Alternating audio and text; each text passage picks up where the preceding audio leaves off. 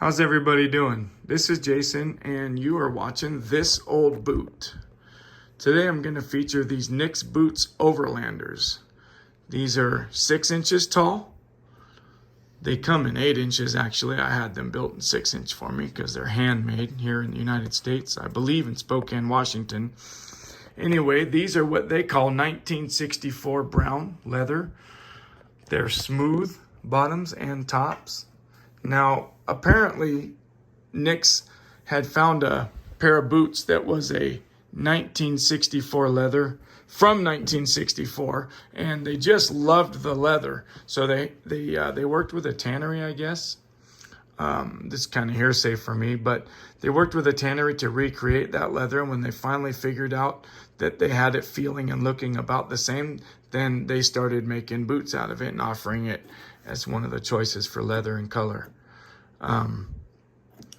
Anyway, these Overlanders have a leather shank in them that's supposed to be better than a steel shank, and a lot of Pacific Northwest companies do this with their boots.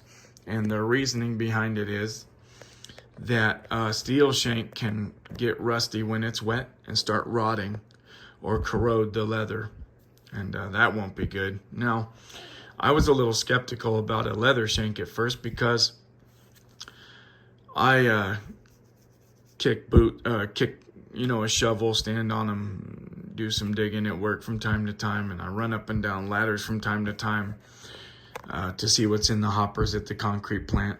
Now, I don't pour concrete, but I mix concrete at a small concrete plant at my job, and they get concrete, like pure concrete dust all over them, and they get concrete mud on them and water a lot because I spray them off. And these are far more waterproof. Now, these are not waterproof boots, but being that they're not rough out here on the bottoms, they're a lot more water resistant than my rough out boots, and I've got plenty of those. I'll feature those in another day, and I actually have one video of those already on this channel, This Old Boot.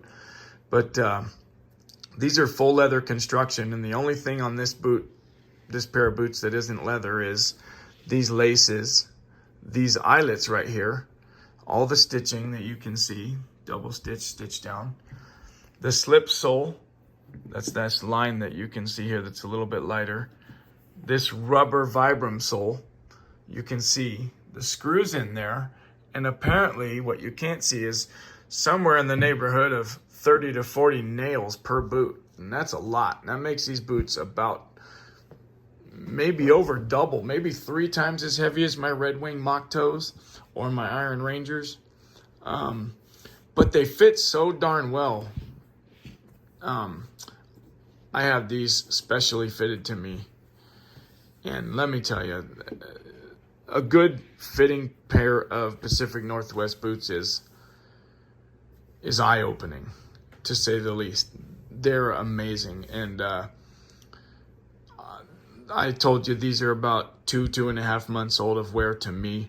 Well, I ordered these sometime around maybe February, March of 2024 on the quick ship option, and that allows you to do some minor choices with how you order them. So I ordered them 6 inches instead of 8 inches, which I would like to have an 8-inch pair now, because I never thought that I would like anything but 6 inch, because that's all I've ever worn in Red Wing or any other boot I've ever had, cheap boots.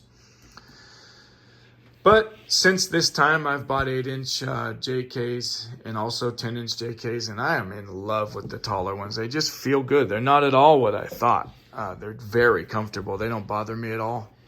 But these are great because it gets 115, 118 here where I live in Northern California.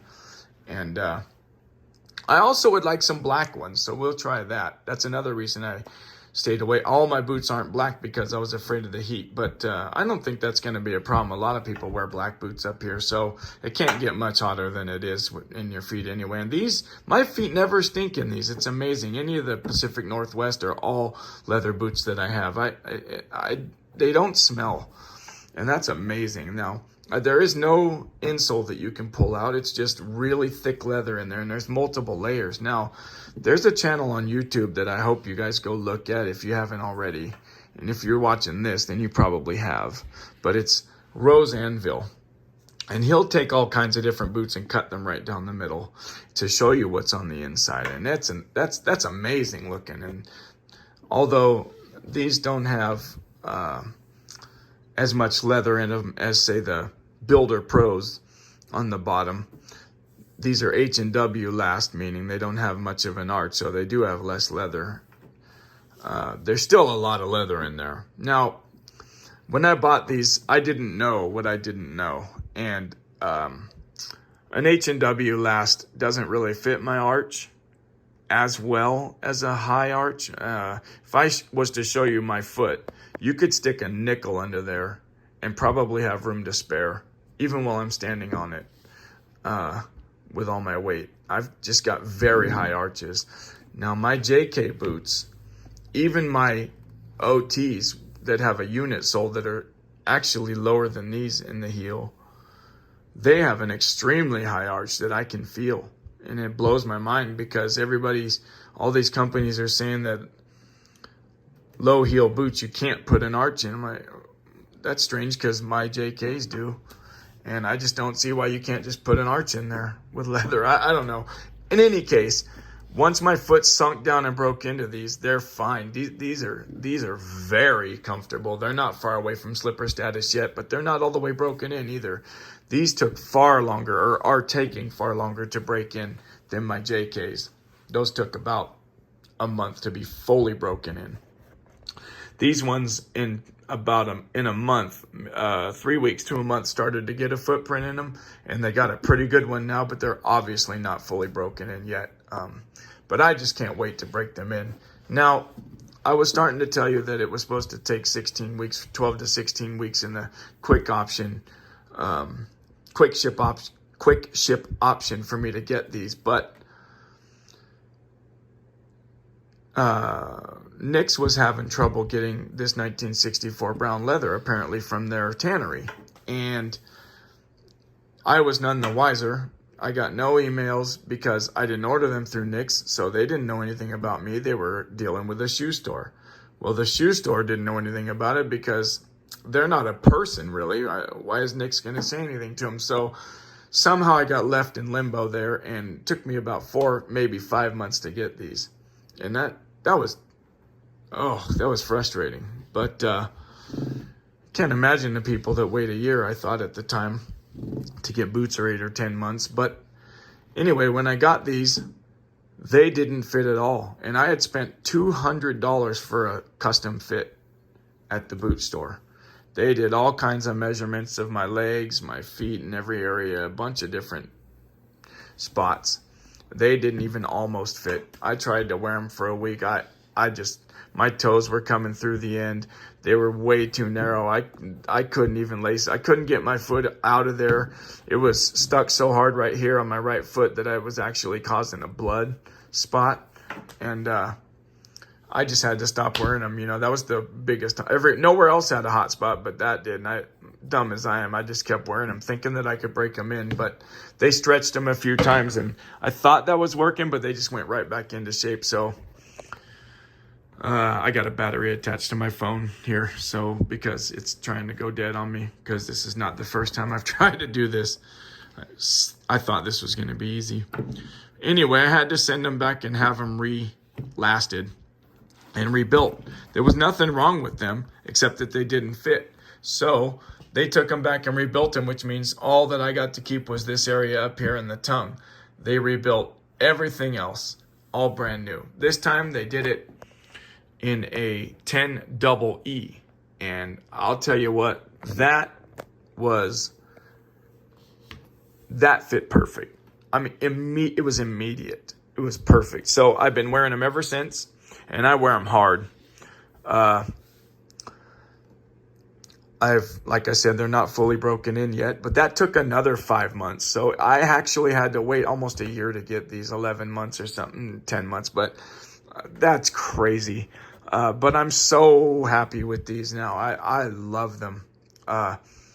If anybody has a pair, I'd like to hear about it, or in the comments. I'd like to know about any of your favorite boots, not just Pacific Northwest. I don't care if they're barefoot. I don't care what they are. I'd like to hear about them. Another thing I'd like to know is, how do you guys take care of your boots? How do you condition them? How do you clean them? How do you keep them nice so that they last a long time? Because I don't want these to dry out. Now, I do what I think is right, but I know that there's people out there that have forgotten more than I'm ever going to know or learn. I want to know whether regular saddle soap is good. Let me show you the condition they're in after 2.5 months while I'm talking. I'd like to know whether saddle soap is good. I would like to know whether Obanoff's is good, and if it is, whether I should use the LP or the oil. Maybe Bic 4. I've used both of those. That's why I'm saying that. Or do you use one of the many other millions of products that are out there for cleaning and conditioning? Here's the bottoms. You can see that they're barely even broken in. But boy, these are coming along nice. I can wear them all day now. I got a pretty good footprint in there, like I said, but it's not full yet. Show you the left boot. The other thing that I'm concerned about these 6-inch ones is there's a guy online. I forget the name of his channel, but I think he's got a homestead.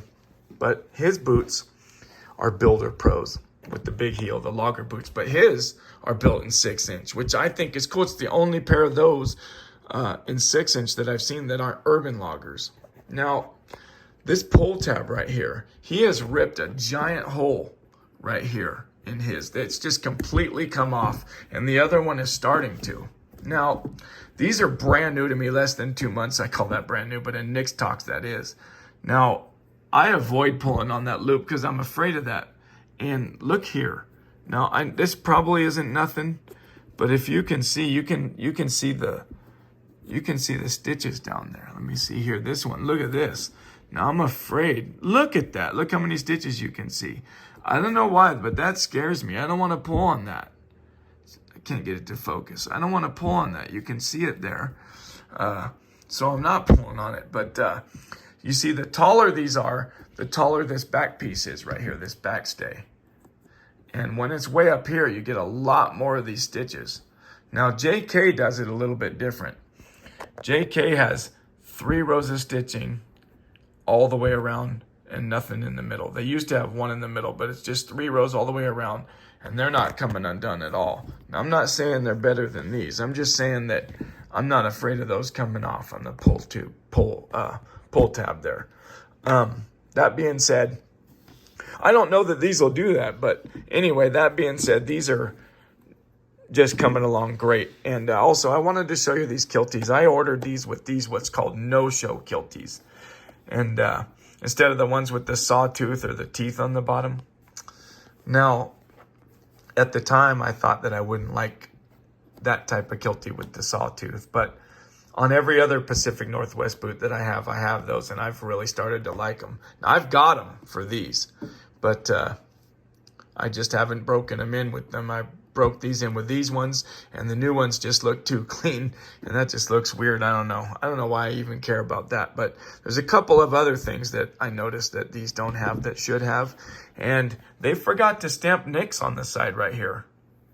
Now, my old pair didn't have it, obviously, because this is the same upper, but it's very strange that there's no NICKS on the side, and I've never seen a pair of NICKS that doesn't have that. Neither one of them have it.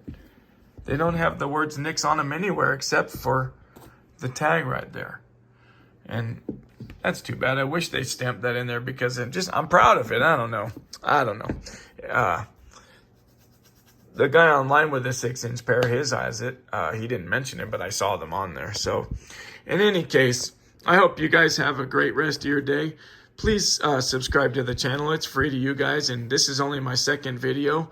I have 2 shorts also about these, but this is my 2nd channel. My other one's called Fishkin's channel, but this one's going to be focusing on boots after you wear them for a couple of 100 hours, and to see how they're holding in, not just opening and unboxing, which I would like to do, but it's the lasting long-term test and durability that I'm interested in. I'm also going to take boots and clean and oil them, which is why I'm interested in knowing how you guys do that. Because I would like to just tell stories that from work, or just life stories, or just make a video about cleaning them up. And maybe if this channel does well enough, I'll even take boots from other people and do it, and take them down to the cobbler and have them resold and give them back to the customer or the person that gave them to me, and get a reaction out of them. I think that would be really cool to do. So please subscribe, like, and leave a comment. It really helps the algorithm as I try to grow this channel. You guys, thank you so very much. I'll keep doing this if you keep on watching. And have a great day, guys. Take care.